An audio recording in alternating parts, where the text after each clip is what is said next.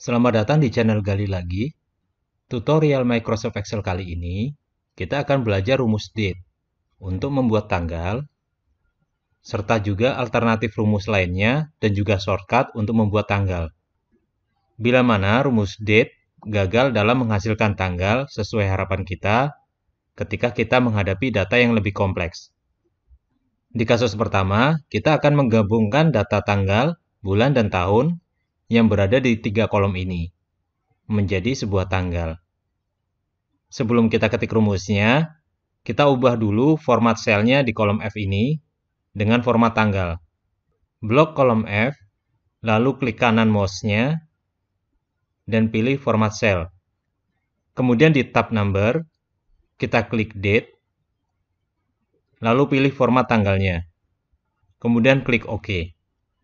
Untuk merubah teks dan angka ke dalam tanggal, kita klik dulu sel F3, kemudian ketik formulanya sama dengan, lalu date, kemudian untuk year-nya, kita pilih sel di kolom tahun ini, kemudian month-nya, kita pilih sel bulan, kemudian untuk day-nya, kita pilih sel tanggal, kurung tutup, lalu tekan enter. Untuk bulan yang berupa teks, atau bukan angka seperti kasus yang pertama, kita tidak bisa menggunakan cara yang pertama, karena akan error hasilnya. Untuk memperbaikinya, hapus dulu isi untuk month-nya, atau bulannya, kemudian tambahkan rumus month, kemudian gabungkan sel tanggal dan bulan, dengan tanda dan di keyboard. Kurung tutup, lalu tekan enter. Microsoft Excel mengenali nama bulan yang disingkat 3 huruf, ataupun ditulis lengkap seperti ini. Sehingga, bila kita copy formula yang tadi kita sudah buat, hasilnya pun akan sama. Kasus berikutnya, kita akan ubah format teks seperti ini menjadi bentuk tanggal. Ada beberapa langkah yang perlu kita lakukan. Yang pertama, kita buang harinya dahulu.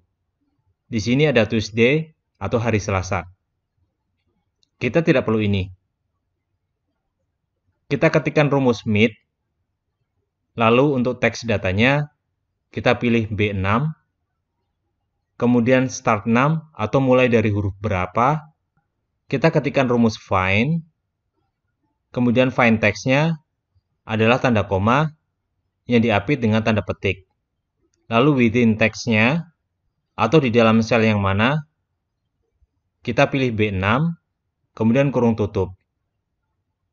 Lalu tambahkan dengan angka 1.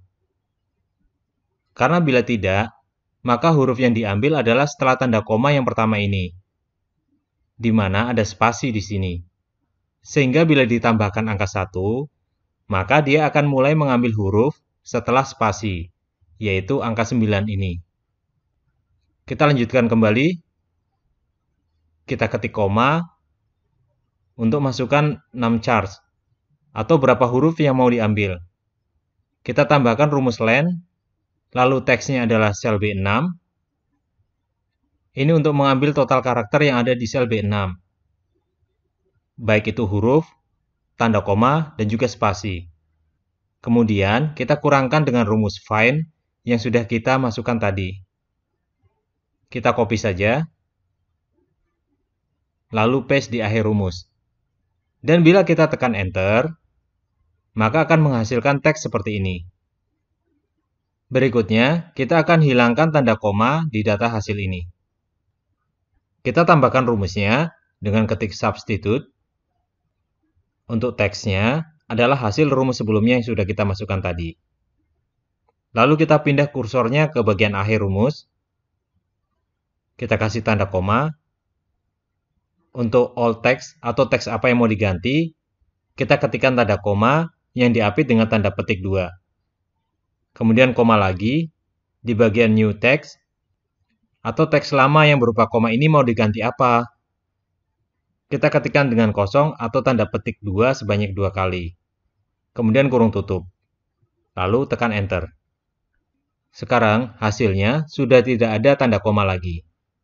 Langkah terakhir, kita tambahkan rumus untuk ubah teks menjadi tanggal. Masuk lagi ke rumus yang sudah kita buat. Kita masuk di bagian depannya, ketikkan date value. Ini untuk mengganti teks menjadi tanggal. Baru tekan enter. Karena teks bulan dengan 3 huruf ini sama dengan teks bulan secara lengkap, sama seperti kasus sebelumnya, kita tinggal copy formulanya dengan drag and drop. Kita bisa saja mengganti rumus date value dengan value saja, karena akan menghasilkan nilai yang sama. Kita masuk ke formulanya kembali, dan kita hapus date-nya, sehingga menyisakan value saja. Lalu tekan enter. Selain menggunakan rumus date value ataupun value, kita bisa memanfaatkan shortcut text to columns, lalu kemudian tambahkan rumus date. Kita sorot sel atas teks tanggal ini, kemudian di menu data, kita pilih text to column, kemudian pilih delimited. Ini adalah preview datanya. Lalu klik next. Kita akan hilangkan tanda koma dari data preview ini. Dengan kita pilih koma ini, dan komanya di sini sudah hilang. Kemudian, kita akan buang spasi yang ada di antara data di sini, dengan pilih space. Sekarang spasinya sudah hilang. Lalu kita klik next. Di kolom data format, kita akan hilangkan kolom nama hari ini, karena kita tidak perlukan lagi. Kita pilih don't import column, maka di data preview, akan ada informasi skip column atau abaikan kolom ini. Kemudian di field destination atau hasil dari teks kolom yang sudah kita buat ini, mau ditaruh di sel mana?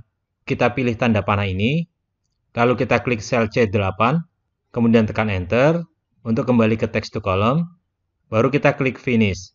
Hasilnya akan berupa 3 kolom seperti ini.